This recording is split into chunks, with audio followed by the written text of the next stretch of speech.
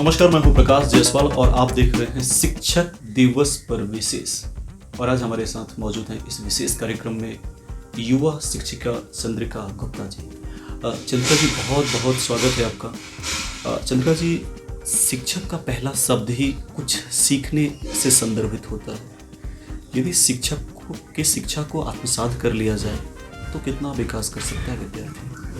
यदि शिक्षक की शिक्षा को विद्यार्थी आत्मसात करे पूरी तरह से, तो मुझे जहाँ तक लगता है 100% बच्चे सीख सकते हैं। क्योंकि आजकल के समय में जो युवा पीढ़ी है और जो बच्चे आजकल बढ़ भी रहे हैं, छोटे से बड़े हो रहे हैं, उन पर तकनीक का इतना ज़्यादा प्रभाव है कि वो शिक्षक की तो दूर अपने घर वालों की भी सुनना पसंद नहीं करते। तो सबसे ज़्यादा मैं उन अभिभावकों से ये निवेदन करना चाहूँगी कि वो कुछ समय अपनी व्यस्त ज़िंदगी से निकाल करके और अपने बच्चों पर ध्यान दें। बच्चा रोता है, अपनी माँ के लिए रोता है।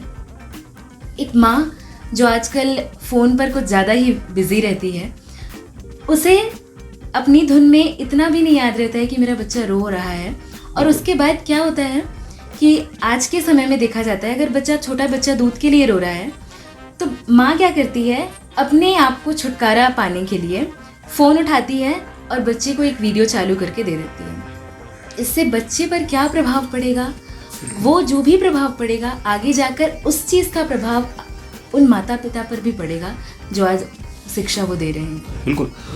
चंद्रिका जी, जैसा कि कहा जाता है कि बच्चे शिक्षक को तो मानते हैं पर शिक्षक की नहीं मानते। जी, ऐसा क्यों होता है? ऐसा इसलिए होता है क्योंकि शिक्षक हमेशा अपने विद्यार्थियों के लिए अच्छा सोचता है और उसके लिए शिक्षक को सख्त होना पड़ता है। बिल्कुल। सख्त होने के कारण ही शिक्षक को मानेंगे बच्चे, लेकिन उनकी इसलिए नहीं मानते हैं क्योंकि जिस काम में मेहनत लगती है, कोई भी व्यक्ति, एक बच्चे की बात ही नहीं, अगर कोई भी व्यक्ति है जिस काम में मेहनत लगेगी वो व्यक्ति उस काम को नहीं करना चाहेगा।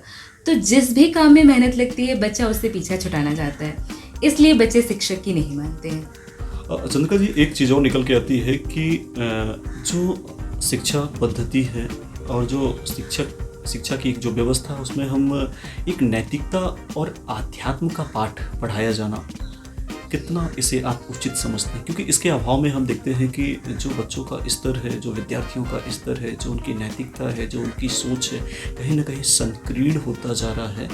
और इन सब को लेके आप नैतिकता को और आध्यात्म को शिक्षा में किस हद तक सम्मिलित करना चाहेंगे? मैं तो चाहूँगी कि इसे शुरुआत में तो पूरी तरह से सम्मिलित किया जाए। हम देखते हैं कि अंग्रेज आए, यहाँ पर इंग्लिश मीडियम स्कूल खुले। मैं खुद एक इंग्लिश मीडियम स्कूल की ही शिक्षिका हूँ, मगर इसका ये मतलब नहीं है, हम चाहते हैं कि बच्चे इंग्लिश बोलें मगर अपनी जो मातृभाषा है उसे ना भूलें। आजकल स्टैंडर्ड एक शब्द है, लोग समझते हैं कि हम इंग्लिश बोलते हैं तो हमारा एक स्टैंडर्ड जो है, हमारा एक लेवल है वो बहुत ऊंचा है, लेकिन ऐसा नहीं है। अगर आप ये सोचें कि आप अगर 100 व्यक्ति हैं, 100 व्यक्ति में अगर 90 व्यक्ति अगर इंग्लिश में बात कर रहे हैं और अगर उसमें से एक व्यक्ति भी, जो बाकी के 10 बचे उसमें एक व्यक्ति भी अगर संस्कृत में बात करें तो उसका प्रभाव उन 90 व्यक्तियों से ज़्यादा पड़ेगा। तो मैं चाहती हूँ कि हमारी शिक्षा पद्धति में शुरुआत की जो शिक्षा होती है उसमें बच्चों को उनकी मातृभाषा से ही सिखाया जाए। जैसे कि हमारी शिक्षा पद्धति है, तो शिक्षा पद्धति में ही अभी जो नई शिक्षा पद्धति आई है उसमें यही कहा गया है कि जो बच्चों की जो शुरुआती शिक्षा है वो उसकी अपनी मातृभाषा में होना चाहिए, क्योंकि बच्चा अपनी मातृभाषा में जो चीज़ें सीख सकता है वो दूसरी किसी भाषा में नहीं सीख सकता। तो मैं ये चाहती हूँ कि बाकी जो भाषाएं हैं उन्हें भी बढ़ावा मिले, लेकिन हम अपनी मातृभाषा को ना भूलें। क्योंकि आजकल हम खुद ही बड़े होने के बाद भी ऐसी चीज़ें हो रही हैं कि हम खुद ही धीरे धीरे हिंदी के शब्द भूलते जा रहे हैं। मगर मैं ये बिल्कुल भी नहीं चाहती हूँ कि हम अपने देश से, अपनी भाषा से अलग हों, क्योंकि हमारे जो वेद हैं, हमारे ग्रंथ हैं, उनमें जो ज्ञान छिपा हुआ है वो हमें किसी भी दूसरी पुस्तकों में हमें प्राप्त नहीं हो सकता। चंद्रिका जी, एक दौर हुआ करता था कि जब विद्यार्थी और बच्चे शिक्षक से बहुत भय खाते थे और वो भय हमें बहुत सारी चीज़ों के लिए बचा लेती थी, बहुत सारी चीज़ें सिखा देती थी। पर हम अभी अगर एक दशक की बात करें तो जो शिक्षकों के प्रति भय और शिक्षकों के प्रति एक जो अगाध श्रद्धा होनी चाहिए वो काफ़ी गिरावट आई है, जी। कारण क्या मानती हैं? कारण मैं ये मानती हूँ कि आजकल का जो वातावरण है और बच्चों की परवरिश, बिल्कुल। तो बच्चों की परवरिश बहुत ही ज़्यादा ज़रूरी है कि उनकी परवरिश अच्छे से की जाए।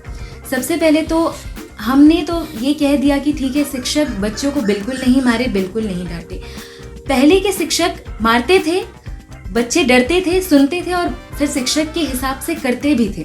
कुछ होते हैं ऐसे लोग जो बहुत ही ज़्यादा कड़ा व्यवहार करते हैं अपने विद्यार्थियों से, ऐसे शिक्षक होते हैं, परंतु मेरे हिसाब से थोड़ी जो स्ट्रिक्टनेस है वो बच्चों में होनी चाहिए। मैं चाहती हूँ कि शिक्षक में इतना ज़्यादा मतलब अपनापन भी होना चाहिए और कड़ाई भी होनी चाहिए, क्योंकि दोनों के सामंजस्य से ही एक विद्यार्थी जो है वो एक आगे बढ़ सकता है।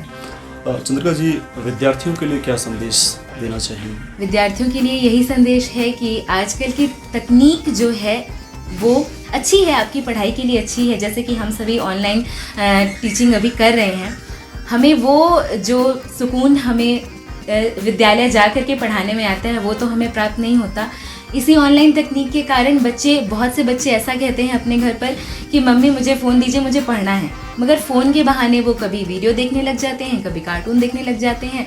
तो उन सारी चीज़ों को थोड़ा परे करके माता पिता ध्यान दें अपने बच्चों के ऊपर और बच्चे पढ़ाई करें, साथ में खेल कूद, जो अपनी शारीरिक जो खेल कूद है उस पर ज़्यादा ध्यान दें, न कि जो आप फ़ोन उठा करके बच्चे गेम खेलने लग जाते हैं और वीडियोस देखने लग जाते हैं उस पर।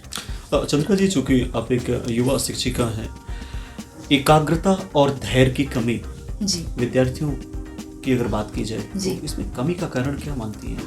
कमी का कारण भी मैं एक तरीके से कहूँगी कि उनके आसपास का माहौल ही है। बिल्कुल। क्योंकि बचपन से ऐसा उन्हें माहौल ही नहीं मिलता है। हम कहते हैं बच्चों को कि आप क्रोध ना करें, ठीक है, हम कहते हैं बच्चों को आप शांत रहें, लेकिन बच्चा तो वही करेगा ना जो बड़े करेंगे। बच्चा वही सीखता है जो बड़े करते हैं, वही सीखता है बच्चे। तो बच्चों के सीखने के लिए ज़्यादा ज़रूरी है कि माता पिता उनके हिसाब से ढलें। माता पिता को ही आजकल फुर्सत नहीं है कि वो अपने बच्चों को देख पाएँ, तो बच्चे कैसे सीखेंगे? बिल्कुल। मित्रों, कहते हैं कि यदि पात्र सही ना हो तो उसमें जो आने वाली वस्तु है, आने वाली चीज़ है, वो खुद ब खुद प्रदूषित हो जाती है। कहीं ना कहीं जो हमारी शिक्षा पद्धति है, खासतौर से भौतिक शिक्षा की बात करें तो जिस तरीके से नैतिकता और आध्यात्म की गिरावट, या उसे यूं कहें कि उसका शिक्षा में सम्मिलित ना होना एक बड़ा कारण है। मुझे लग रहा है यही वजह है कि हम वर्तमान विद्यार्थियों में ये चीज़ कहने को निकल के आती है कि लोग शिक्षक को तो मानते हैं लेकिन शिक्षक की नहीं मानते, माँ बाप को मानते हैं बट माँ बाप की नहीं मानते। निश्चित रूप से चंद्रिका जी से बात करके काफ़ी ज़्यादा एक बेहतर तरीके से संदेश है हमारे जो युवा विद्यार्थी उनको मिला होगा, और हम सब की आपसे एक गुजारिश है कि निश्चित रूप से आप शिक्षक को भी माने, शिक्षक की भी माने, और जहाँ तक हो सके आध्यात्म को, एकाग्रता को, नैतिकता का पाठ पहला पाठ होता है, और यदि हम बहुत विधुत तरीके से इसका अपने जीवन पर आत्मसात करते हैं तो निश्चित रूप से हमारी प्रगति, हम जैसा चाहते हैं, हम जिस उद्देश्य के लिए काम करते हैं वो निश्चित रूप से पूरा होता है। एक बार आप सभी को पुनः शिक्षक दिवस की ढेर सारी बधाई। शुभकामनाएं।